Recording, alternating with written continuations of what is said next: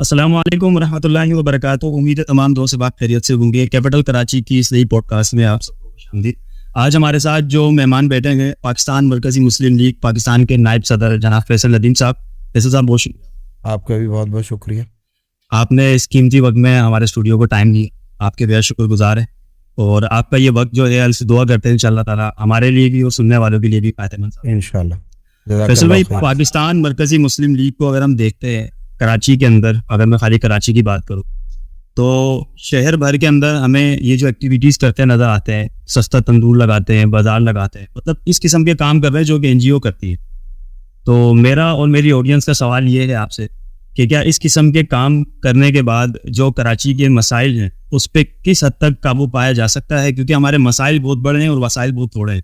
तो इस कंडीशन के अंदर पाकिस्तान मरकजी मुस्लिम लीग जो चंद माह से जो किरदार अदा कर रही है उसका कितना फ़ायदा शेर कायद के लोगों को हो रहा है? देखें, एक तो सूरत हाल है, आपने जो एक बात की है कि कराची के मसाइल बहुत बड़े बड़े हैं। यकीनी तौर पर कराची बहुत बड़ा शहर है, इसकी आबादी 2.5 से 3 करोड़ है और इस हैसियत में यकीनी तौर पर इसके मसाइल बहुत बड़े हैं और इन मसाइल के हल के लिए हुकूमती वसाइल और इन सारी चीज़ों की ज़रूरत होती है।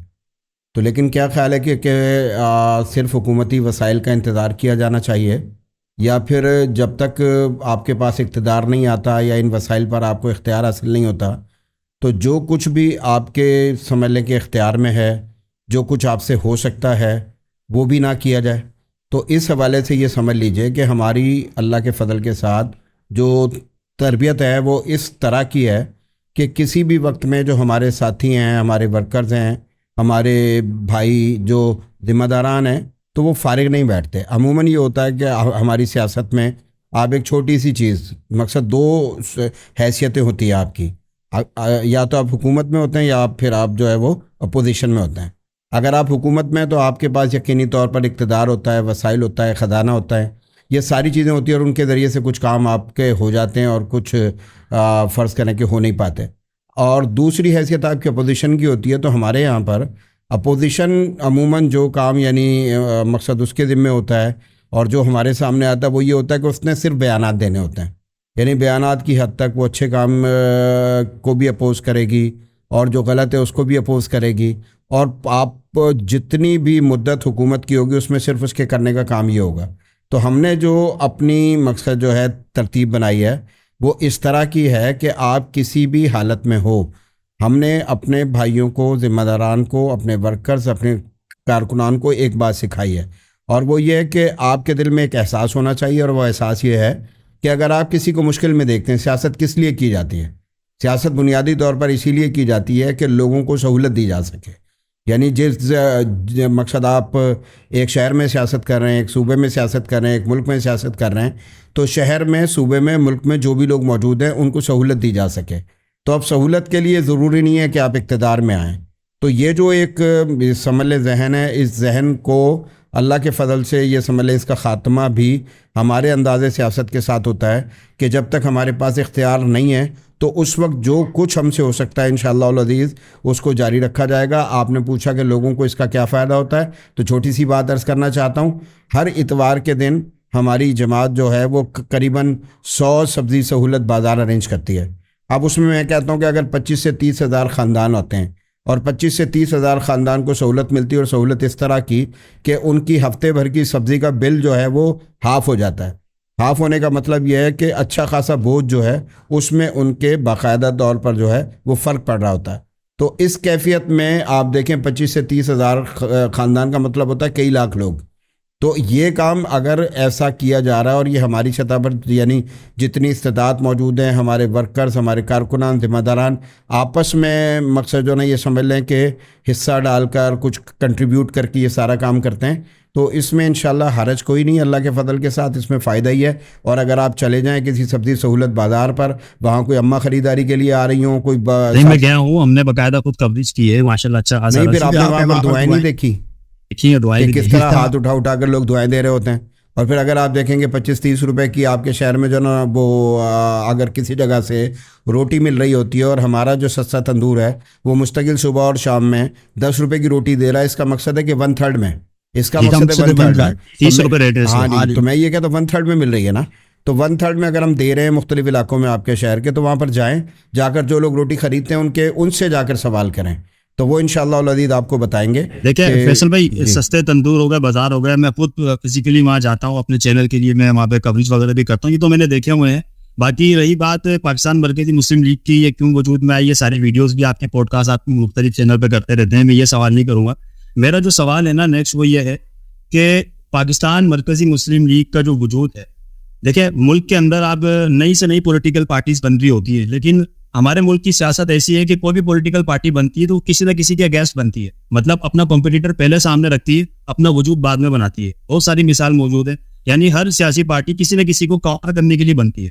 तो मेरा सवाल है, मरकज़ी मुस्लिम लीग ने अपने आप को इसी सियासी पहलू में अपने आप को उजागर किया है, यानी कोई कंपटीशन अपना समझती है कि ये जमात मेरी कॉम्पिटिटर है, हमने इसके अगेंस्ट अपनी सियासी एक्टिविटी करनी है। क्या पाकिस्तान मरकज़ी मुस्लिम लीग का भी यही मंशूर है जो तमाम सियासी जमातों का है, या ये अलग ही कोई अज़म लेकर उठी है? देखें, हमारा जो सिलसिला है वो इस तरह का है कि हम स्पेसिफिक किसी जमात को अपने मद्दे मुकाबिल जो है वो समझते नहीं हैं कि हम ये कहें कि फ़लाँ जमात है और उसको हमने अपने सामने जो है वो लाकर खड़ा किया है और फिर हम अपनी सियासत को उसको सामने लाकर जो है ना इंशाल्लाह आगे बढ़ाएंगे। ऐसा नहीं है। हम ये पूरा एक सियासी जो कल्चर है आपके पास, इस सियासी कल्चर को बदलने के लिए अल्लाह के फजल से जो है ना ये समझ लें कि मैदान सियासत में आए, यानी वो सियासी कल्चर के जिसमें आपको दिखाई दे रहा होता है कि सिवाय ज़ाती मुफाद के अलावा कोई दूसरी चीज़ मौजूद नहीं है। आपने देखा होगा कि चंद बुत हैं जो इस मुल्क में मौजूद हैं, उन बुतों की पूजा की जा रही होती है और ऊपर से नीचे तक अगर सियासत को अगर आप देखेंगे तो एक ही चीज़ दिखाई देती है कि हर बंदा बड़ा है तो वो बड़े फ़ायदे के लिए है, छोटा है तो वो छोटे फ़ायदे के लिए है, और यही सारा मामला चल रहा है। मुल्क किस तरफ जा रहा है, किस जगह पर जा रहा है और किस जो है मैं ये कहता हूँ कि सिमत में जा रहा है, इससे किसी को भी कोई मसला नहीं है। तो हम जो आए हैं बुनियादी तौर पर वो इस हवाले से कि ये जो आपका सियासी कल्चर है वो सियासी कल्चर के जिसमें चंद ख़ानदान हैं जो इस मुल्क पर हुकूमत कर रहे हैं, वो आप मकसद जो इस बात को देख लें, बाप होगा, बाप के बाद बेटा होगा, बेटे के बाद बेटी होगी या कुछ और इस तरह का मामला होगा। तो इसको बदल कर जो है वो आम लोग इस मुल्क के, आम आवाम इस मुल्क के, बासलाहियत लोग इस मुल्क के, अहल लोग इस मुल्क के, उनको आगे बढ़ाया जाए और अहलियत की बुनियाद पर जो है वो पाकिस्तान में सियासत की जाए और इसी बुनियाद पर लोगों को लाकर जो है ज़िम्मेदार सीटों पर जो है ना वो बिठाया जाए। तो जब आप इस कल्चर को लेकर जो है वो आगे बढ़ेंगे तो बहुत मुमकिन है कि सारे ही लोग कि जिनके मुफादात पर मकसद जो है ना जद पड़ती हो हमारे इस अंदाज़े सियासत से, वो सारे के सारे हमारे मद्दे मुकाबिल आएँ। तो बज़ाहिर तो हम किसी भी जमात की बात जो है ना वो नहीं करते, लेकिन ये समझ लें कि ये जो सियासी कल्चर है, इस सियासी कल्चर को बदलने के लिए पाकिस्तान की आज की बहुत बड़ी ज़रूरत है। यानी सियासी कल्चर से मुराद ये नफरत की सियासत, इंतकाम की सियासत ये है? ये भी है। देखिए ये भी उसी का हिस्सा है, ये भी बिल्कुल उसी का हिस्सा। इससे आगे बढ़कर मैंने पहले आपको एक लफ्ज़ इस्तेमाल किया था, मुफाद की सियासत। यानी मुफाद की सियासत जब की जा रही होती है, यानी कौम का, मुल्क का, मिल्लत का, उम्मत का मुफाद कहीं भी किसी के मद्देनज़र नहीं है, ठीक है, किसी फ़र्द वाहिद का, किसी ख़ानदान का जो है वो आप देख रहे होते हैं कि मुफाद ही मद्देनज़र है। उनकी जायदादों में इजाफ़ा हो रहा होता है, उनके मैं ये कहता हूँ कि माल अमवाल में इजाफ़ा हो रहा होता है, उन्हीं की बल्ले बल्ले होती है, सब कुछ उन्हीं का चल रहा होता है, मुल्क डूब रहा होता है, वो ऊपर जा रहे होते हैं। ये जितनी भी चीज़ें ना, इन सारी चीज़ों को जब आप देखेंगे तो आपको पता चलेगा कि ये जो मुफाद की सियासत है, इस मुफाद की सियासत का इस मुल्क से जो है ना ये समझ लें कि कलाकुमा करना ज़रूरी है। ये जो आपने बात की है ना बुग़्ज़ और नफ़रत की जो बात की है, ये कल्चर भी उन्हीं लोगों ने इसको जो है बाकायदा तौर पर इस मुल्क में रिवाज दिया है। और इसके ज़रिए से एक छोटी सी बात मैं आपसे अर्ज़ करना चाहता हूँ। एक हुकूमत है, वो हुकूमत अपने 5 साल जो है ना वो पूरे करती है और मुकम्मल करने के बाद होना तो चाहिए कि वो अपनी जो उसकी 5 साला जो भी यानी आप ये कह लें कि कारकर्दगी बनती है उसको लेकर अवाम में चली जाए, ठीक है, और अवाम से जाकर उसकी बुनियाद पर वोट मांगे। लेकिन हमारे पास ऐसा नहीं होता। हमारे पास होता बुनियादी तौर पर यह है कि जब उनकी हुकूमत के आखिरी दिन होते हैं तो उन्होंने कोई ना कोई विलन जो है बाकायदा तौर पर क्रिएट करना होता है और उस विलन को अपने सामने लाकर उसको गालम गलोच वो शुरू करते हैं, सामने से इनको गालियां देना शुरू मकसद की जाती है। कभी आप देखते हैं इलाकाइयत, कभी सूबाइयत, कभी लिसानियत, कभी कोई और मसला, और इन सारी चीज़ों को उभार कर अवामी मसाइल जो है वो कहीं भूल भुलैया में इस तरह से गुम हो जाते हैं कि लोगों को समझ नहीं आ रही होती है कि ये जो सियासी बाजीगर हैं उन्होंने इनके साथ किया क्या। क्या है, कभी सिंध के हुकूक की बात होगी, कभी जो है वो सिर्फ कराची के हुकूक की बात होगी, कभी कोई जो है वो पश्तून जो लोग हैं उनकी बात करने लगेगा, कभी कोई बलोचों की बात करने लगेगा। और ये जो बात करने वाले लोग हैं ना, मैं कहता हूँ कि एक एक करके आप एक एक को सिलेक्ट करें, एक एक को सिलेक्ट करके उनको अपने सामने लेकर आएँ और उनका बायोडेटा जो है ना वो बाकायदा तौर पर मुरतब करें और फिर ये देखें कि उन्होंने लोगों के लिए क्या किया।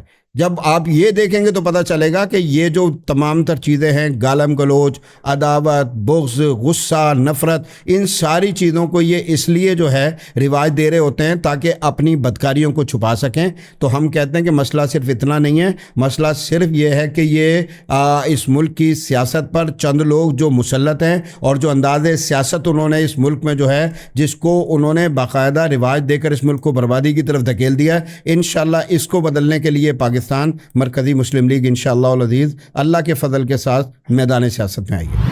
अच्छा फैसल भाई, एक सवाल ये भी आता है, जाहिर सी बात है जब मैं आप लोगों के बाज़ार और ये सब्जी बाज़ार हो गए, तंदूर वगैरह कवर करता हूँ तो मेरे पास डीएम में मैसेजेस आते हैं कि यार ये जो पाकिस्तान मरकज़ी मुस्लिम लीग है ना, इनके नज़रियात पहले कुछ और थे, और लेकिन सबसे बड़ा मसला देखिए कराची का ये है कि कराची में जो ज़्यादातर उर्दू बोलने वाले लोग हैं ये दूसरी ज़ुबान वाले लोगों को गैर मकामी कहते हैं। एक वक्त था जो लिसानी फसादात यहाँ पर उरूज पे थे, जो उर्दू नहीं बोलेगा वो गैर मकामी है और उसको इतनी हकीम नज़र से देखा जाता है जैसे कोई ये हमारा गुलाम है। तो ये जो गैर मकामी वाला लफ्ज़ है ना, तो आप लोगों के जब बाज़ारों को जब मैं कवर करता हूँ तो नीचे कमेंट्स भी आ रहे होते हैं, मैसेजेस भी आ रहे होते हैं कि यार ये जमात चले अच्छी है, काम करती है, लेकिन इनके वर्कर और इनके ओहदेदार ज़्यादातर गैर मकामी है। तो इनको काउंटर आपसे मैं जो काउंटर जवाब दे रहे हैं, गैर मुकामी जो है ना, इसका बहुत आसान सा मैं आपको जवाब दे देता हूँ। आजकल इस मुल्क में गैर मुकामियों के ख़िलाफ़ एक मुहिम चल रही है। जो गैर मुकामी होगा वो कराची छोड़कर इंशाअल्लाह अज़ीज़ चला जाएगा। ये बिल्कुल सिंपल सी बात है। जिसके पास इस पाकिस्तान का NIC है वो पाकिस्तान के किसी भी गोशे में जाकर, किसी इलाके और किसी खित्ते में जाकर रिहाइश इख्तियार कर सकता है, अपना कारोबार कर सकता है, नौकरी जॉब कर सकता है। मैं खुद उर्दू स्पीकिंग हूँ, यानी उर्फ़ आम में मैं ये कहूँगा कि मैं मुहाजिर हूँ, ठीक है। यानी मैं खुद आपके सामने बैठा हूँ कि मैं मुहाजिर हूँ। मैं अपनी जमात का वाइस प्रेसिडेंट हूँ और वाइस प्रेसिडेंट होने के अलावा जमात ने मुझे 2 सूबों का बाकायदा तौर पर जो है वो ये समझ लें कि निगरान भी बनाया हुआ है, ये सिंध और जो है ना ये कह लें कि बलूचिस्तान। अब सिंध बलूचिस्तान जो है वो दोनों की निगरानी का काम जो है वो कौन कर रहा है? एक उर्दू स्पीकिंग। तो हमारे पास ये समझ लीजिए इसकी अहमियत नहीं है कि मैं कौन हूँ, इसकी अहमियत नहीं है। हमारे पास अहलियत मेयार है, ठीक है। पंजाबी बोलने वाला हो, उर्दू बोलने वाला हो, पश्तो बोलने वाला हो, बलोची बोलने वाला हो, और इसी तरीके से दीगर जो ज़बानें बहुत बड़े आप ये कह लें कि तादाद में हमारे पास इनको वाले भी मौजूद हैं। तो ये जितनी भी मैंने आपके सामने बयान की है, जितनी कौमियतें, इनके सब के लोग हमारे पास मौजूद हैं। मैं आपको इस बात की दावत दूंगा कि जिस जगह पर इस वक्त आप मौजूद हैं आप चले जाइए, इलाकाई ज़िम्मेदार हमारा देख लीजिए। मैं कहता हूँ कोरंगी में, लांडी में, इसी तरीके से आप मुख्तलिफ़ इलाकों में जब जाएंगे और जाकर आप पता करना शुरू करेंगे तो सिर्फ अहलियत की बुनियाद पर लोग होंगे, लेकिन उनमें भी वाज़े अक्सरियत इस शहर में उन्हीं लोगों की होगी जो इस शहर के मुस्तकिल रिहायशी हैं। तो मुस्तकिल जो है वो किसी ज़बान के साथ नहीं है। लोग अरसा दराज से जो है ना यहाँ पर मकसद रिहाइश पजीर। अब मैं अगर आपसे एक चीज़ पूछ लूँ, हाँ जी, कि जब ये शहर, हमने तो हिजरत की, मेरे वालिदैन ने भी हिजरत की, ज़ाहिर हिजरत करके जब आए थे, तो जो लोग यहाँ पर उस वक्त रिहाइश पजीर थे उनकी औलादें यहाँ पर मौजूद हैं, तो क्या ख्याल है वो उर्दू अगर फ़र्ज़ करें अपने घरों में नहीं बोलते? उर्दू सबकी ज़बान है, ये भी एक बात समझनी चाहिए, इसके ऊपर भी बात करना ज़रूरी है कि उर्दू किसी की जागीर नहीं है। यानी मैं अपनी बात करना चाहूँगा कि मेरे वालिदैन जब हिंदुस्तान में रहते थे तो उनकी हिंदुस्तानी ज़बान कोई और थी, लेकिन जब हम यहाँ पर आए हैं और यहाँ पर आकर रिहाइश इख्तियार की तो फिर हमने उर्दू ज़बान को इख्तियार किया कि उर्दू हमारी जो है वो कौमी ज़बान है। और आज हमारे ख़ानदान में सिर्फ ये समझ लें कि उर्दू बोली जाती है। तो ये सो कॉल्ड उर्दू स्पीकिंग हमारे जितने उन सबको जमा करें, उनकी भी सूरत हाल ऐसी होगी कि बहुत सारी ज़बानें बोलते होंगे। तो उर्दू हम सबकी ज़बान है, मुश्तरका ज़बान है, सबकी जो है ना, सबका इंशाअल्लाह अज़ीज़ ये उर्दू ज़बान, इस पर सारे लोग मिलकर क्या करते हैं? फ़ख्र करते हैं अल्लाह के फ़ज़ल से। तो इस बुनियाद पर लोगों को बांटना। अच्छा, ये भी एक बात, आखिरी बात मैं इस हवाले से आपको करना चाहता हूँ, ये उन लोगों का हथियार है। यानी ये जो बात है ना, ये उन लोगों का हथियार है। अपना वोट अपनों के लिए, क्या मतलब है इस बात का?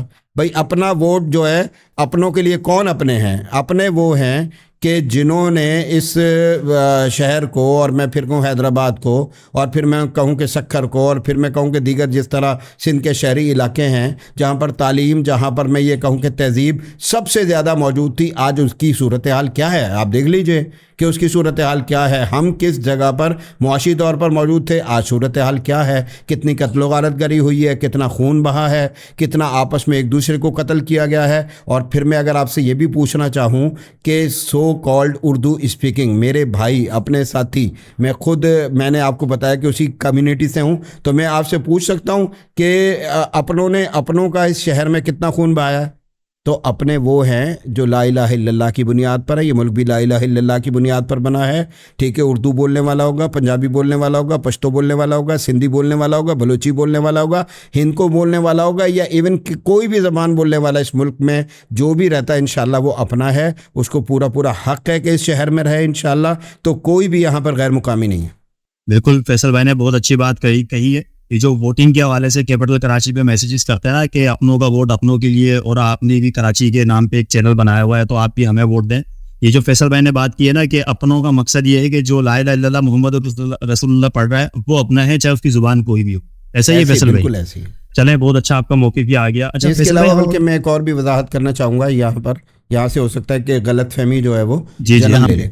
मैं ये कहता हूँ इस पाकिस्तान में जो इस वक्त अक़लियतें मौजूद हैं, तो हम कहते हैं कि वो पाकिस्तान की अमन पसंद और कानून पसंद शहरी है, वो लोग भी, ठीक है जी। तो हम ये कहते हैं कि वो लोग भी हमारी तरह इस मुल्क के उतने ही हकदार हैं तमाम तर चीज़ों के जितने हम हैं, ठीक है जी। तो उनकी मकसद उनके अम्बाल की हिफाजत करना, उनकी जानों की हिफाजत करना, उनकी इबादतगाहों की हिफाजत करना, ये भी हमारी ज़िम्मेदारी है। लेकिन मैंने जो बात कही वो इस सेंस में कही थी कि चूँकि ये मुल्क जो है वो एक ख़ास अक़ीदे, नज़रिए और सोच की बुनियाद पर जो है वजूद में आया था, ला इलाहा इल्लल्लाह की बुनियाद पर। 97% यहाँ पर जो है वो एक ही दीन से ताल्लुक़ रखने वाले लोग हैं। इस सेंस में मैंने कहा है कि इंशाल्लाह हर बंदा अपना है जो ला इलाहा इल्लल्लाह पढ़ता है। फैसल भाई, कराची की अगर हम बात करते हैं या सिंध भर की हम बात करते हैं, तो यहाँ पर एक अरसा, यानी कि ढाई, आप कह रहे हैं 20 साल, 15-20 साल जो है वो लिसानियत के ऊपर सियासत की गई है, और जिसके नताइज मुझे बताने की ज़रूरत नहीं है, आप मुझसे बेहतर जानते होंगे। तो अभी अल्हम्दुलिल्लाह चंद सालों से ये लिसानी फसादात जो है वो कंट्रोल में है। लेकिन जो जमातें लिसानियत के ऊपर जो है वो पार्टीबाजी किया करती थी, अभी वो जमातें दोबारा से एक्टिव हो रही। अभी हम देखते हैं कि एक मखसूस तबका था जो अपने आप को मुहाजिरीन कहता था, और जो है ना वो मदीने के अंसार से अपने आप को जो है वो मिलाता था कि वो भी मुहाजिर थे। तो उसके अलावा कोई भी पॉलिटिकल पार्टी अपने आप को मुहाजिर नहीं कहती थी। लेकिन अभी जब से गैर मुकामियों के खिलाफ जो ऑपरेशन शुरू हुआ है, जो अफगानियों को जो वापस भेज रहे हैं जिनके पास NIC नहीं है, तो मैं कल एक वीडियो देख रहा था कि एक सियासी जमात की लीडर है जो कि पश्तून है, वो कह रहे हैं कि हम भी मुहाजिर हैं, और वो अपने आप को उन्हीं मुहाजिरीन से मिला रहे हैं जो अंसार मदीना के मुहाजिरीन थे। अब मेरा सवाल ये है कि अगर जो अफगानिस्तान से यहाँ हिजरत करके आए हैं, मुसीबत में हमने पनाह दी, जैसा भी था, वो अपने आप को मुहाजिर कह रहे हैं, और यहाँ उर्दू बोलने वाले भी अपने आप को मुहाजिर कह रहे हैं, लेकिन ये उर्दू बोलने वाले उनको मुहाजिर एक्सेप्ट नहीं कर रहे। और उनका मुतालबा ये है कि आप पहले अपने आप को पाकिस्तानी कहो, फिर हम आपको मुहाजिर एक्सेप्ट करेंगे। इस बारे में आपका क्या है? दोनों जानिब ना जो है ना वो हालात का फ़र्क है। हम जब हिंदुस्तान से आए हैं तो वहाँ पर बिल्कुल वजूहात जो है ना वो यानी और थी। अंग्रेज़ की हुकूमत थी, अक्सरियत हिंदुओं की थी। आज भी अगर आप देखें तो गालिब अक्सरियत वहाँ पर हिंदुओं की है, और जो है ना वहाँ पर ये यकीन था कि हम जो है वो कभी भी ऐसा दौर नहीं आएगा कि जिसमें हम वहाँ पर उस तरह की अक्सरियत हासिल कर लेंगे जिसके सबब हम अपने हुकूक हासिल कर सकें। जबकि अफ़गानिस्तान की सूरत हाल बिल्कुल हमसे जुदा है। अफ़गानिस्तान तकरीबन 100% जो है मुसलमान आबादी वाला मुल्क है। वहाँ पर जंग थी, जंग वहाँ पर ख़त्म हो चुकी है, ठीक है जी। जंग थी और जंग वहाँ पर ख़त्म हो चुकी है, और आजकल लोग कह रहे हैं कि वहाँ पर अमन है, लोग कह रहे हैं कि वहाँ पर खुशहाली है, लोग कह रहे हैं कि वहाँ पर हमारे मुकाबले में चीज़ें जो है वो बहुत ज़्यादा, मैं ये कहता हूँ कि सस्ती मिल जाती हैं। तो इस कैफियत में दोनों का आपस में किसी भी तरह का जो है मैं ये कहता हूँ कि मुकाबला नहीं किया जा सकता, ठीक है। तो मैं ये सारा मामला हुकूमत का है। हुकूमत जिन लोगों को इजाज़त देती है, ठीक है जी, उसने अगर कुछ लोगों को इजाज़त रहने की दी हुई है, उन्होंने कोई मकसद इस तरह के लीगल जो है वो डॉक्यूमेंट्स फराहम किए हुए हैं कि जिनके सबब इजाज़त मिलती है कि बंदा हमारे मुल्क में रहे, तो मैं कहता हूं कि उनको रहने की इजाज़त होनी चाहिए। और अगर हमारी गवर्नमेंट कहती है कि वो लोग जो इलीगल यहाँ पर आ गए हैं, तो ये पूरी दुनिया में चलता है, ये सिर्फ हमारे पास नहीं चलता है, पूरी दुनिया में चलता है। और ऐसे वक्त में कि जब हम खुद बहुत सारे मसाइल का शिकार हैं, तो उसमें इल्लीगल आने वाले लोगों को अगर ये कहा जाता है कि या तो वो अपने आप को मकसद जो है ना लीगल बना लें, वरना दूसरी सूरत में वहाँ वो जाएँ अफ़गानिस्तान, और अफ़गानिस्तान इसलिए चले जाएँ, आपको धकेला नहीं जा रहा, बल्कि आपको ये कहा जा रहा है कि आपके मुल्क में अमन आ चुका है। ठीक है, आपके मुल्क में अमन आ चुका है, वहाँ पर अमन आ चुका है, वहाँ पर खुशहाली आ चुकी है। और एक बात जिसके ऊपर बहुत ज़्यादा बात होती है कि एक अफ़गानी हमारे 4 रुपयों के जो है ना, ये समझ लें कि बराबर हो चुका है। तो जाना चाहिए उस अफ़गानी से, फ़ायदा उठाना चाहिए उन लोगों को, इसमें कोई मसला नहीं है। अफ़गानिस्तान वाले हमारे भाई हैं, ठीक है जी, हम इस बात का बिल्कुल भी इनकार नहीं करते। ला इलाहा इल्लल्लाह जो भी पढ़ता है पूरी दुनिया में कोई भी हो, इंशाअल्लाह अज़ीज़ वो हमारा भाई है। लेकिन ये जो मुहिम है उसको अगर आप इस तरह से देखेंगे तो इंशाअल्लाह जो है ना मसला हल होगा। दोनों चीज़ों को, यानी वो जो लोग हिंदुस्तान से आए थे उनकी सूरत हाल बिल्कुल और थी, और जो अफ़गानिस्तान से आए थे उनकी सूरत हाल बिल्कुल और थी। क्या ख्याल है कि आज हिंदुस्तान में हालात हैं इस तरह के कि मुसलमान वहाँ पर जाकर जो है दोबारा से घर बना लें अपना? ठीक है, और अफ़गानिस्तान में आज मुसलमान का माल और जान और मकसद जो है ना वो ये समझ लें इज़्ज़त, हर चीज़, उसको किसी किस्म का कोई मसला नहीं है। आप जाकर बिल्कुल खुलेआम अपने दीन पर वहाँ पर अमल करें, आपको कोई मसला नहीं है। अब मेरे ख़्याल में हमसे भी ज़्यादा आज़ादी वहाँ पर जो है ना इस हवाले से मकसद आपको जो है ना इंशाअल्लाह यानी आसानी से जो है ना मिल जाएगी। तो वहाँ वो वाले इस तरह के मसाइल नहीं हैं। तो ये दोनों चीज़ें आपस में इनको मिलाना ये ठीक नहीं है। अच्छा फैसल भाई, आपसे मैंने स्टार्टिंग में सवाल किया कि पाकिस्तान मरकज़ी मुस्लिम लीग की क़यादत अपना किसी और समाजी जमात को कॉम्पिटिटर समझती है। आपने इसका बड़ा मुस्बत जवाब दिया। लेकिन एक मैं आपसे एक बात कहना चाहूँगा कि आज से कुछ टाइम पहले, 6-8 महीने पहले, आपने जब पहला बाजार लगाया था सफारी पार्क के सामने, सस्ता बाजार लगाया था, अवामी सहूलत बाजार आपने लगाया था, तो उस वक्त हमने देखा था कि एक और सियासी जमात ने जो ना वो सस्ते बाजार की मुहिम शुरू कर दी थी। अब वो प्रैक्टिकली हुआ ही नहीं हुआ वो अलग बात है, लेकिन मीडिया पे आई थी खबर। अभी सस्ते तंदूर जो चल रहे हैं पाकिस्तान मरकज़ी मुस्लिम लीग के, 2 दिन पहले गवर्नर सिंह कामरान टिसोरी साहब ने ऐलान किया है कि हम सस्ते तंदूर लगाएंगे। तो क्या कहते हैं, इनको कोई मैसेज देना चाहिए इस बात पे? हम हरगिज़ ये नहीं कहेंगे जी हमने शुरू किया आप क्यों कर रहे हैं, ये हमारी जागीर तो नहीं है। हम ये कहते हैं कि हमारे पास चूँकि हुकूमती वसाइल मौजूद नहीं है, मैंने इब्तिदा में आपसे अर्ज़ की है, तो बहुत ही थोड़े लोग ऐसे होंगे कि जिनको हम अपनी इस्तात के मुताबिक जो है वो अल्लाह के फ़ज़ल से कुछ ना कुछ फ़ायदा दे रहे होंगे। तो दीगर लोग भी अगर आ जाएंगे और मैदान में आकर कुछ काम करना शुरू करेंगे तो ये यकीनी तौर पर हमारे लिए खुशी का बायस होगा। आएँ, दूसरी जमातें आएँ, मतलब किसी किस्म का कोई तासुब नहीं होगा? नहीं, अगर वो आकर हमसे किसी भी तरह की इस हवाले से वो चाहेंगे कि हम उनकी हेल्प करें, हम उन्हें बताएं कि ये मामला जो है ना वो होता किस तरह से, हमने ये सारी चीज़ें किस तरह की हुई हैं, तो इंशाल्लाह हम उनको बताएंगे। इसमें किसी किस्म के कोई हरज वाली बात नहीं है, हमें खुशी होगी। हाँ, एक चीज़ और भी है कि अगर उन्होंने हमें देख कर किया होगा तो एक चीज़ में हमने लाजमी मज़ीद खुश होना है। सदका जारिया भी कोई चीज़ होती है इंशाल्लाह, तो ये इस जमात का सदका जारिया होगा कि उसने बहुत सारी जमातों को इंशाल्लाह काम पर आमादा कर लिया। अच्छा फैसल नदीम भाई, सियासत और खिदमत जो है हमने, क्योंकि मेरी तो उम्र 26-27 साल है, हमने तो पाकिस्तान मरकज़ी मुस्लिम लीग को हटा दो, इससे पहले हमने बहुत थोड़े अरसे के लिए मुत्तहिदा कौमी मूवमेंट के अंदर हमने देखा था कि जब वो नई वजूद में आई थी तो वालिद साहब बताते हैं कि वो बड़ी खिदमत किया करती थी, सफाइयाँ और ये अवामी रिलीफ का काम करती थी। बट वो भी थोड़े लिमिटेड टाइम पीरियड के लिए था, बाद में उनकी भी डायरेक्शन सारी चेंज हो गई थी। बाकी जो हमारे सियासी कैरियर है 1973 के आइन के बाद अभी 2018-19 तक, इसके अंदर सियासत और खिदमत हमें अलग अलग नजर आई। सियासत अलग पैटर्न है, खिदमत अलग पैटर्न है। जो खिदमत करता है वो एनजीओ की तरफ जाता है, जो सियासत करता है वो पॉलिटिकल पार्टी की तरफ जाता है। पाकिस्तान मरकज़ी मुस्लिम लीग दोबारा से इन दोनों ट्रैक को एक साथ लेकर आए हैं। यूँ समझ लें दोनों ट्रेनों को एक साथ लेकर चल रही है, सियासत भी कर रही है और खिदमत भी कर रही है। तो आप क्या समझते हैं ये जो बीच में जो हमारे 40-50 साल गुजरे हैं, लियाकत अली खान साहब के बाद अगर आप ले लें, जब से सियासत वजूद में आई है, जमहूरी निज़ाम हमारा है, ये 40-50 साल जो गुजरे हैं, ये जो सियासत और खिदमत दोनों अलग अलग हो गई थी, इसका जिम्मेदार कौन है? देखिए, आप कह रहे हैं कि सियासत और खिदमत अलग-अलग हुई है। शहबाज शरीफ साहब अपने आप को खादिम आला कहते रहे, वो तो ठीक है, खादिम आला कहते रहे। अगर आप जाकर आसिफ अली जरदारी साहब से सवाल करेंगे वो भी इसी तरह का जवाब देंगे। मैं भी प्रैक्टिकल बात कर रहा हूँ, लेकिन उनके लिए खिदमत का मेयार कुछ और है, वो खिदमत किसी और तरफ कर रहे होते हैं। ठीक है, बस इतना सा फ़र्क है। तो हमारी तो पूरी एक हिस्ट्री है अल्लाह के फ़ज़ल के साथ। मैंने कहा कि सियासत अभी हमने 1.5-2-2.5 साल में अल्लाह के फ़ज़ल से यहाँ पर आए हैं, शुरू किया है। मैंने भी आकर इस जमात को ज्वाइन किया है, पहले मैं किसी और तरफ था। तो लेकिन अल्लाह के फ़ज़ल के साथ एक अरसा है कि जिसमें मकसद इस तरह के काम किए हैं, इस तरह की चीज़ें की हैं। और फिर मैंने आपको बताया कि ख़मीर इस चीज़ पर है, ख़मीर तमीर इस चीज़ पर है, हम अपने कारकुन को ये बात सिखाते हैं कि आप किसी गली मोहल्ले में रहते हैं, आप किसी शाहरा पर जो है ना वो सफ़र कर रहे हैं, किसी जगह पर जा रहे हैं, तो अगर आपने किसी को मुश्किल में देखना है तो फिर आपको गुजर नहीं जाना चाहिए। ठीक है जी, आपको वहाँ पर ठहरना चाहिए, रुकना चाहिए, और उस जो भी मुसीबत ज़्यादा है उसकी लाजमी तौर पर जो है वो आपको मदद करनी चाहिए। तो ये जो एक हसास दिल अल्लाह के फजल से हमारे भाइयों के पास बाकायदा तौर पर मौजूद है। अगर आप हमारा स्लोगन भी देखेंगे तो हमारा स्लोगन लोगों के रोटी कपड़ा मकान या जो भी कुछ कह रहे होते हैं, हमें नहीं पता कितनी रोटी कितना कपड़ा और कितना मकान, अगर आप उनके पास देखेंगे तो ये सब कुछ माशाल्लाह जो है ना वाफर मिकदार में मौजूद है। अवामुन्नास की बात करेंगे तो मामला थोड़ा सा जो है ना मुतज़ाद हो जाता है, लेकिन हमारा स्लोगन है हमारी सियासत खिदमत इंसानियत। तो मैं फिर ये कहता हूँ कि ये 2-2.5 साल ये वाले देख लीजिए, अभी सैलाब आया हुआ था, सिंध में आया हुआ था, बलूचिस्तान में आया हुआ था, पंजाब में आया हुआ था, तो वहाँ पर आप दूर दराज इलाकों में भी जाएंगे तो हमारे भाई इंशाअल्लाह अज़ीज़ वहाँ पर पहुँच कर अल्लाह के फजल से उन्होंने लोगों की बेलौस खिदमत की है। और ये काम किसी भी सूरत में, यानी इलेक्शन फ़र्ज़ करें, अभी लोग कह रहे हैं कि इलेक्शन होने वाले हैं, तो मैं कहता हूँ इलेक्शन हो जाते हैं, ठीक है जी। तो अक्सर आपने देखा होगा कि जब इलेक्शन आ रहा होता है तो कुछ लोग अपने कुछ काम शुरू करते हैं, और जैसे इलेक्शन गायब हो जाता है, फारिग हो जाता है, तो लोग जो है वो सारे काम जो है ना वो समेट कर किसी वो जो होता है ना बहुत ही कोई गहरा गार,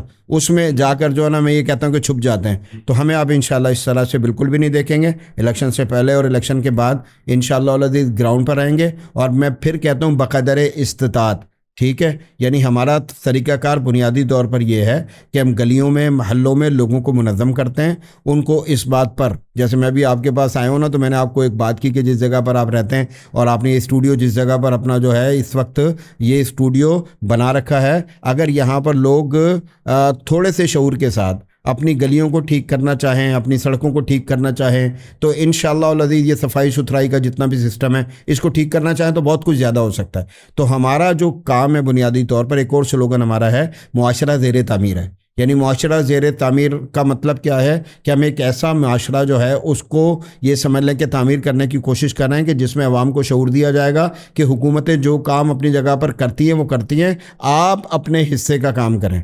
तो इंशाल्लाह मैं ये कह रहा हूँ कि बिल्कुल एक इंशाल्लाह मुख्तलिफ अंदाज़े सियासत लेकर इंशाल्लाह हमारी जमात मैदान में आई है। तो अल्लाह के फजल से उम्मीद है कि आप बहुत ज़्यादा इसका इंशाल्लाह फ़ायदा देखेंगे। फैसल अदीम भाई, मेरा ज़ाती सवाल है, क्योंकि मैं एक प्लेटफॉर्म को रन कर रहा हूँ तो बहुत ज़्यादा सवालात भी आते हैं, क्योंकि आप एक ही जमात की जो ना वो कवरेज वगैरह कर रहे होते हैं, तो वो जो सबसे ज़्यादा सवाल आता है उसकी मैं अक्कासी एक वर्ड में कर दूँ कि क्या पाकिस्तान मरकज़ी मुस्लिम लीग एक मजहबी जमात है? अभी ना सलीम भाई है हमारे, ठीक है जी, जो हमारे इस सारे मामले को देखते हैं, मकसद जो हमारा मीडिया, सोशल मीडिया, उन्होंने मुझे बिठाया था पिछले दिनों यहाँ पर ब्यूरो चीफ्स के साथ, ठीक है, यानी बड़े बड़े जो आपके मकसद जो ना टीवी चैनल्स हैं वहाँ पर, तो उन्होंने ये सवाल किया था कि आप सियासी जमात हैं या फिर आप जो है क्या नाम मजहबी जमात हैं। तो मैंने कहा आपका सवाल ना बड़ा अजीब व गरीब सा है। जब आप हमसे पूछ रहे होते हैं कि आप मजहबी जमात हैं, तो मैं आपसे पूछना चाहता हूं कि पाकिस्तान में कितनी गैर मजहबी सियासी जमातें मौजूद हैं, उनमें से किसी एक का नाम बताएं, ठीक है। फिर मैंने उनसे ये पूछा था कि आप गाहे बगाहे देखते चले जाएं, नून लीग आज तक अपने आप को राइट विंग की पार्टी कहती है। आप देखना शुरू कर दें कि इमरान खान साहब जो है वो जब खिताब शुरू करते हैं तो इय्याका नअबुदु व इय्याका नस्तईन से शुरू करते हैं। इमरान खान साहब खिताब शुरू करने लगते हैं, बराबर से आवाज़ लगती है कि थोड़ा सा इस्लामी टच दे दें, और इसी तरीके से आप दूसरों को, मकसद बहुत सारे दीगर लोग हैं जो ये सारे मामलात और सारी चीज़ें भी देख रहे थे, अज़ान हो गई थी। हाँ, तो मैं आपको जो बात अर्ज़ करना चाहता हूँ वो ये है कि हम एक प्योर सियासी जमात हैं, इसको समझें आप। हाँ, एक चीज़ ज़रूर है कि ये मुल्क इस्लाम के नाम पर बना है, 97% मुसलमान हैं। इसका मकसद यह है कि मुसलमानों का अक़ीदा, उनका नज़रिया, उनकी सोच, उनकी फ़िक्र, उनका तरीक़ाकार, उसी को मद्देनज़र रख के सियासत की जाएगी, ठीक है, क्योंकि यहाँ पर 97% रहने वाले लोग जो है वो मुसलमान हैं। तो फिर जब मुसलमान हैं तो फिर इसमें क्या मसला है? तो मैंने उनसे पूछा था कि भाई हम, अगर आप हमें कह देते हैं कि हम जो है वो मकसद जो है मजहबी सियासी जमात है, तो अब आज आप मुझे फहरिस्त बनाकर देकर जाएंगे कि मजहबी सियासी जमातें कितनी हैं और गैर मजहबी सियासी जमातें कितनी हैं। तो जब आप गैर मजहबी ढूंढना शुरू करेंगे तो आपको कोई एक भी नहीं मिलेगी। आप पीपल्स पार्टी से पूछ लें कि आप बिल्कुल गैर मजहबी हैं, वो कहेंगे नहीं। आप नून लीग से पूछें, वो कहेंगे नहीं। आप पीटीआई से पूछें, वो कहेंगे नहीं। इवन किसी से पूछते चले जाएं भाई आप गैर मजहबी हैं। गैर मजहबी होने का मकसद ये कि आप इस्लाम का इनकार कर दें कुल्ली तौर पर, ऐसा तो कोई भी नहीं करता। ठीक है, तो हम भी नहीं करते इंशाअल्लाह उल अज़ीज़। अगर आप उस सेंस में कहेंगे तो हम दीनी भी हैं, मजहबी भी हैं, इस्लामी भी हैं, सब कुछ है इंशाअल्लाह। लेकिन बुनियादी तौर पर हमारा अंदाज़े सियासत वही है जो दीगर का, इंशाअल्लाह इसमें कोई फ़र्क नहीं है। अच्छा, ये सवाल करने की वजह ये थी कि ज़्यादातर हम पॉलिटिशियंस को देखते हैं तो उनकी पर्सनैलिटी कुछ अलग होती है। हम पाकिस्तान मरकज़ी मुस्लिम लीग को देखते हैं या जमात इस्लामी के कुछ वर्कर्स को देखते हैं तो उनका बिल्कुल पर्सनैलिटी ऐसी होती है जिस तरह एक बाअमल मुसलमान जिसको हम कह रहे हैं, एक मोमिन जिसको हम कह रहे हैं। तो कहीं ना कहीं बात ये आ जाती है कि मैं अगर आपको इसका बिल्कुल बेजुबान बता दूं कि ये मौलवी हैं, इनकी दाढ़ी है, इनके पाँचे टखने से ऊपर होते हैं, इनका सियासत में क्या काम? तो ये सवाल जन्म देता है कि ये मजहबी जमात है या ये प्योर पॉलिटिकल जमात? आप मुझे ये बताएं, क्या ये सवाल ठीक है कि इनका सियासत में क्या काम? आप देखें, पाकिस्तान 25 करोड़ लोगों का मुल्क है। पाकिस्तान का आइन अपने अंदर रहने वाले, यानी इस मुल्क में जो लोग इस वक्त मौजूद हैं 25 करोड़, सब के सब को सियासत में अमली तौर पर हिस्सा लेने का हक देता है। किसी की दाढ़ी है या किसी की नहीं है। यहाँ तो अजीबुल खलकत लोग आके भी जो है वो सियासत में हिस्सा ले रहे होते हैं। लोग कह रहे होते हैं ये ना ही में है ना शी में है, उसके बावजूद माशाल्लाह वो बड़ी बड़ी पार्टियों के जिम्मेदार बने होते हैं। आप हुलिये देखेंगे, लोगों के मामलात देखेंगे, लोगों के तरीक़ाकार देखेंगे, तो मकसद आप ये देखें, यहाँ पर चोर सियासत कर सकता है, डाकू सियासत कर सकता है, जानी सियासत कर सकता है, शराबी सियासत कर सकता है, कातिल सियासत कर सकता है, लेकिन जो अल्लाह रब्बुल इज़्ज़त के सामने झुकने वाला है वो नहीं कर सकता। तो इस तासुर को भी इंशाअल्लाह अज़ीज़ हमने दूर करना है। ये मुल्क इस्लाम की जागीर है, ये अल्लाह के दीन के नाम पर बना है। तो जब ये अल्लाह के दीन के नाम पर बना है तो इसमें सबसे बढ़कर हक सियासत करने का उनको है जो अल्लाह को मानते हैं। बड़ा ज़बरदस्त आपने जवाब दिया। अच्छा फैसल भाई, एक इसी से रिलेटेड आखिरी मेरा सवाल है, आपका बहुत ज़्यादा टाइम ले लिया, कि जब मौलवी हजरात सियासत में आते हैं, आप देखें, एक बात बताऊँ मैं आपको, मैं मौलवी नहीं हूँ, ठीक है। मैं मौलवी इस सेंस में नहीं हूँ कि मैंने किसी भी मदरसे में एक दिन भी नहीं लगाया, ठीक है। दाढ़ी रखना मेरा अपना ज़ाती फ़ेल है, ठीक है। मैंने देखा कि मोहम्मद सल्लल्लाहु अलैहि वसल्लम की दाढ़ी थी, मैंने भी दाढ़ी रखी है, ठीक है जी। तो मकसद ये मेरी जो है मोहम्मद सल्लल्लाहु अलैहि वसल्लम से मोहब्बत का इजहार है, ठीक है। वरना मैंने एक दिन भी किसी इदारे, किसी दीनी इदारे में नहीं लगाया, ठीक है। मैं यूनिवर्सिटी से पढ़ा हूँ और दीगर सारी चीज़ें मेरी, और अगर आप देखना चाहेंगे तो हर तरह के लोग हमारे पास, हमारी जमात में आपको मैसर आ जाएंगे, उलमा भी मैसर आएंगे, उनकी बड़ी इज़्ज़त है, ठीक है। बिल्कुल इसी तरीके से दीगर लोग, इंजीनियर्स भी मिलेंगे, डॉक्टर्स भी मिलेंगे, हमारे जो सदर साहब हैं वो सुप्रीम कोर्ट के एडवोकेट हैं, इसी तरह आपको दीगर लोग मिलेंगे इंशाल्लाह, प्रोफेसर्स मिलेंगे, और आपको इसमें बहुत बड़ी तादाद में जो डॉक्टर्स, इंजीनियर्स, वकील और ये सब कुछ इंशाअल्लाह अज़ीज़ मिलेंगे। तो बाकी ये किसी का ना ज़ाती मकसद एक वो हक़ है कि वो अपना हुलिया जो है ना मकसद जो है ना किस तरह का बनाता है। अरे पेंटे फाड़ के जो है ना लोग फिर रहे हैं यार, उनको कोई कुछ भी नहीं कहता, आप देख लीजिए। तो मैं तो इंसानों वाले हुलिया में हूँ, इस पर तो किसी को भी एतराज़ नहीं करना चाहिए। मस्जिद के जो मेंबर होते हैं, अभी ये टॉपिक चल ही रहा है, तो हमने स्पेसिफिक कर दिया मस्जिद को खाली नमाज, रोज़ा, कलमा सिखाने के लिए, जबकि अगर हम दौरे नबूवत में चले जाएँ तो मुल्क की सियासी मामलात मेंबरों पर हल हुआ करते थे। तो आज के दौर में आप समझते हैं कि ज़रूरत है कि मस्जिद में खतीब जो होता है 1 घंटा तकरीर करता है, उनको चाहिए कि वो आवाम के अंदर अवेयरनेस पैदा करे, मौजूदा मुल्क की सूरत हाल के ऊपर गुफ्तगू करे। नमाज, रोज़ा, ज़कात, ये सारी चीज़ें अपनी जगह ठीक है, लेकिन मिंबर रसूल से भी अवेयरनेस का मैसेज जाना चाहिए आवाम को। थोड़ी बहुत सियासत की जो ना वो शऊर आना चाहिए आवाम को, मुल्क के मसाइल जो है ना डिस्कस होने चाहिए। आप क्या समझते हैं? लेकिन बिल्कुल होना चाहिए। मैं ये कहता हूँ कि मसाजिद जो है अल्लाह के नबी अलैहिस्सलातु वस्सलाम के दौर में या मुत्तसिल अदवार में मस्जिद को जो मैं कहता हूँ रोल दिया गया था, वो ही रोल जब आप इस पाकिस्तान में मसाजिद को देना शुरू कर देंगे। अल्लाह के नबी अलैहिस्सलातु वस्सलाम के दौर में अदलिया भी मस्जिद थी, मुकन्नना भी मस्जिद थी, इसी तरीके से GHQ भी मस्जिद था, सब कुछ ही मस्जिद होता था, ठीक है। लोगों के फैसले, मामलात, चीज़ें, सब कुछ जो है वो मस्जिद में हुआ करते थे। अब एक सिंपल बात है, सिंपल बात मैं आपको अर्ज़ करता हूँ कि अगर आपको ये कहा जाए कि आपने किसी के साथ लेन देन मस्जिद की हुदूद में करना है, तो मैं कहता हूँ झूठ सच में फ़र्क आएगा या नहीं? दयानत और अमानत के जो मामलात हैं उनमें फ़र्क आएगा या नहीं? दीगर और चीज़ों पर आएगा या नहीं? तो मैं ये कहता हूँ कि अहले मस्जिद जो है इनको बहुत ख्याल करना चाहिए। ये जो मस्जिदों के दरवाजे सिर्फ अजान, 15 मिनट बाद जमात और 15 मिनट बाद फिर ये मस्जिदों के दरवाजे बंद कर दिए जाते हैं, इनको, इन मस्जिदों को खोलना चाहिए। लोगों को ओनरशिप देनी चाहिए मस्जिद की। मस्जिद में लोग आएँ, अपने मामलात लेकर आएँ, मसाइल लेकर आएँ, मसाजिद से उनके मसाइल हल होते हैं। और जितने भी मुआशरे में मसाइल मौजूद हों, एक मैं सियासत की बात नहीं कर रहा, मुआशरे के तमाम तर मसाइल को मस्जिद से एड्रेस किया जाना चाहिए और सिर्फ बात नहीं करनी चाहिए। मैं कहता हूँ उनके हल पर भी इस हवाले से काम होना चाहिए। और ये काम अल्लाह के फजल से हमसे मुंसलिक जितनी भी मस्जिदें, अगर आप उनमें जाएंगे तो सब में मिलेगा इंशाअल्लाह। कराची की सियासत के अंदर पाकिस्तान मरकज़ी मुस्लिम लीग जो है वो अपनी एक्टिविटीज़ कर रही है, सियासी जलसे भी करती है और खिदमत के सारे काम भी कर रही है। तो अभी इलेक्शन करीब है, पहले तो मैं आपसे ये सवाल करूंगा कि कितना दूर एक्सपेक्टेशन है आपकी इलेक्शन पॉसिबल हो सकता है, और दूसरा ये कि क्या पूरे कराची में आपके कैंडिडेट जो है वो पार्टिसिपेट करेंगे सियासत में? इलेक्शन का तो इसी तरह से फील हो रहा है कि इंशाल्लाह हो जाएंगे। ये ज़रूर हो सकता है 1 महीना आगे पीछे हो जाए, ठीक है, 1 महीना आगे हो जाए, 1 महीना पीछे हो जाए, ये तो हो सकता है, लेकिन इलेक्शन हो जाएंगे। इलेक्शन होंगे तो इंशाल्लाह अल्लाह के फजल के साथ हम कितने उम्मीदवार हैं आपके कराची के? नहीं, अभी तो फिल वक्त तो मैं आपको जो है ना वो नहीं बता सकता ना गिन के, लेकिन मैं ये कहता हूँ कि जब इंशाल्लाह चांद चढ़ेगा, दुनिया देखेगी, उम्मीद है इंशाल्लाह के कराची भर में हर जगह ही हमारे उम्मीदवार होंगे। सरप्राइजिंग एंट्री करेंगे इंशाल्लाह करेंगे। दूसरी जो दीगर जमातें हैं उनके लिए कोई मैसेज कराची की मौजूदा सूरत हाल के ऊपर कि सब ने मिलकर काम करना है, मतलब मसाइल का हल निकालना है, सियासत अलग अपनी जगह लेकिन स्टेबल करना है सिटी को? देखें, हर जमात ना इस कराची की विरासत का दावा करती है, और मैं ये कह रहा हूँ इस कराची का वारिस कोई भी नहीं है, ठीक है। इस कराची का वारिस बनने का सबसे बेहतरीन ये तरीक़ाकार है, आपस में मिल बैठना चाहिए, आपस में मिल बैठकर इत्तेफाक और इत्तेहाद के साथ इस कराची के मसाइल पर इब्तिदा में बात होनी चाहिए, उनका हल निकालना चाहिए, और सबको बजाय इसके कि वो हर बंदा अपना अपना हक़ का सवाल करे। हम कहते हैं अपने अपने हक़ का सवाल करने के बजाय इस शहर को उसका हक़ दे दें, ठीक है, इस शहर को इज्तिमाई तौर पर उसका हक़ दे दें।